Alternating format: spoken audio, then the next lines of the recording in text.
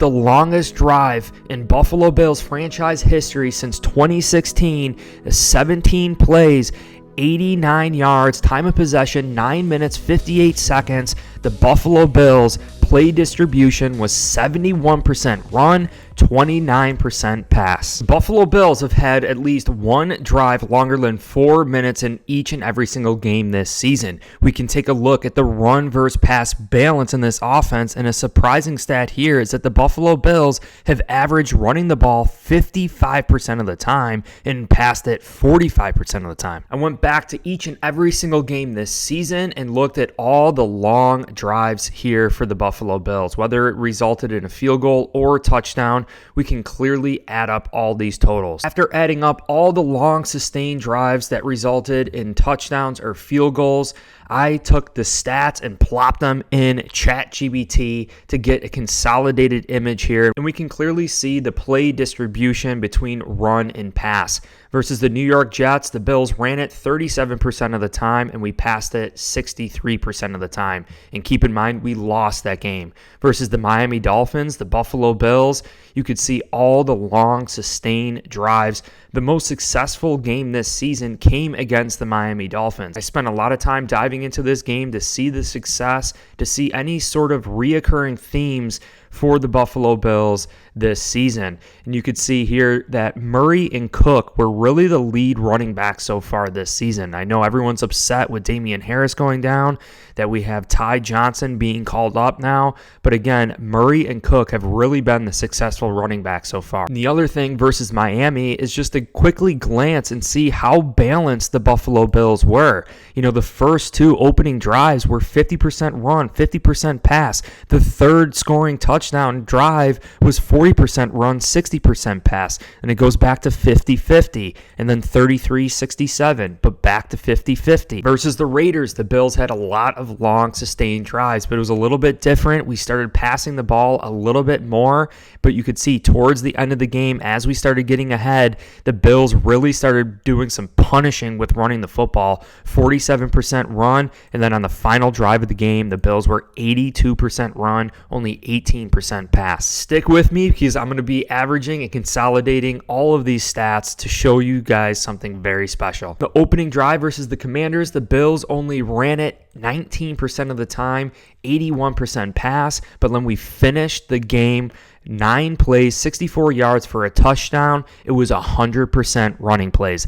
All 9 plays were all running plays. The Bills versus Jaguars, another game that we lost in London. We have to draw some conclusions here, and you could see the Bills, again, were a little bit pass happy. We got away from the run. Just like the Jets, we kind of got away from the run versus the Jaguars, and sure enough, we lost. The longest drive of that game was 11 plays, 86 yards. Time of possession was 4 minutes, 30 seconds, but the Bills only ran it 37% of the time, passed it 63%. And of course, versus Brian Daboll and the New York Giants, a lot of bickering going on with Ken Dorsey and what is going on with this offense. A lot of people saying we should have been running the ball, and I was saying that during my live, we should have been running the ball. James Cook averaging 7 yards a carry well before halftime, and we refused to run the ball. But the longest drive in Buffalo Bills franchise history since 2016 is 17 plays, 89 yards, time of possession 9 minutes 58 seconds. The Buffalo Bills play distribution was 71% run, 29% pass. Hey, look, I know we want to put the ball in our best players' hands, Josh Allen's hands, one of the best quarterbacks in the NFL, and it's very interesting that a lot of the success that we are having is actually running the football versus passing. I asked ChatGPT to take these calculations and come up with a summary or a conclusion of the above stats, and it says here, in summary, the Buffalo Bills' successful drives in 2023 underscore the significance of a balanced offensive strategy, the involvement of key playmakers, and the ability to adapt to game situations. These insights can help teams refine their offensive strategies and improve their overall performance. Even ChatGPT knows the importance of having a well-balanced attack and running the football. And on all the long sustained drives, I wanted to see exactly what the run-pass percentage was for each of these games. Just to take a look, versus the Jets, the Bills' average run percentage was 37% run, 63% pass. Versus Miami, it was 47% run, 53% pass, and again, that was probably our most successful game offensively. Versus the Raiders, the Bills were 45% run, 56% pass. Versus the Commanders, that was probably our second most successful game offensively. Versus the Jaguars, the Bills were only 28% run, 72% pass. Of course, we lost that game. And then here versus the Giants, the Bills average run of 52% and 48% pass. The summary of these stats, it says the choice between a run-heavy or pass-heavy approach depends on the team's personnel and game plan, but maintaining a balanced offensive strategy can lead to more consistent success. This is where it gets interesting, and we're going to take away the time of possession for now and just say all the touchdown drives that the Buffalo Bills have had this season. What has been the run percentage? What has been the pass percentage? We could see here the total run distribution on touchdown drives, 33%. The average pass distribution on touchdown drives is 67%. I then asked ChatGPT to calculate all the drives longer than 3 minutes to see if anything changes, and it does. The run percentage increases. So the run versus pass percentage for drives longer than 3 minutes are approximately 38% run, 62% pass. Then asked to calculate the drives longer than 5 minutes, and you can clearly see that the Buffalo Bills' long sustained drives this season, the run versus pass percentages for drives longer than 5 minutes, approximately a 55% run, 45% pass. It's clear to me that the Buffalo Bills are more successful, especially having long sustained drives, when we really run the football on those drives, when we have a balanced offensive attack. The Buffalo Bills exhibited a relatively balanced offensive attack in many of their successful drives with an equal distribution of run and pass. Maintaining this offensive strategy becomes less predictable for opposing defenses. The key playmakers on those drives have been Cook and Murray, and we've been kind of splurging in Damian Harris,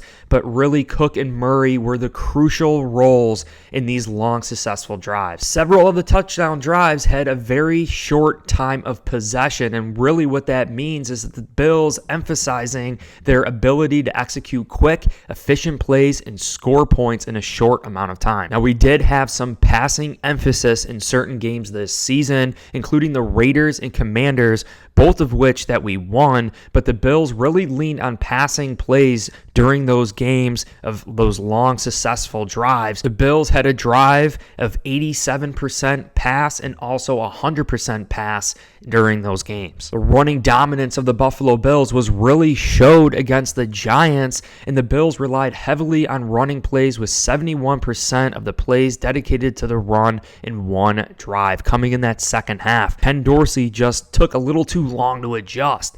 But this really showcases the running game's importance. During the Washington Commanders game, the Buffalo Bills displayed an adaptability to their play distribution, allowing them to adjust their approach based on the situation, including drives with 50% run, 50% pass, as well as 100% run. The Bills' loss versus the Jaguars really showed that we were trying to really pass the ball, and it was underpinned by the passing game. 77% pass distribution on one of their drives. This emphasizes the talent at quarterback. The other conclusion that we could draw is the Bills definitely have some variability to this offense. The data shows that the Bills' play distribution varies from drive to drive.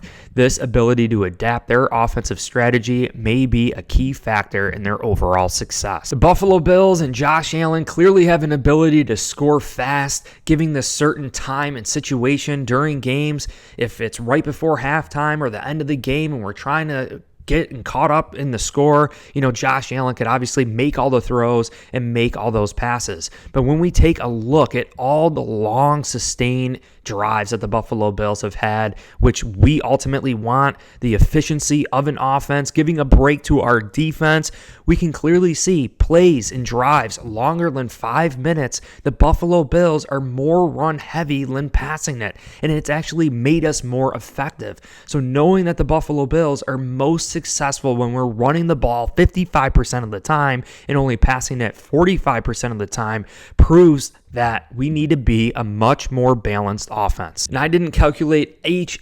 and every single drive this season. I really only looked at the successful drives for the Buffalo Bills this year. And the proof is there that we are more successful running the football. And it's not like the Bills have really fallen behind in any games this year. It's not like we're trying to play catch-up football.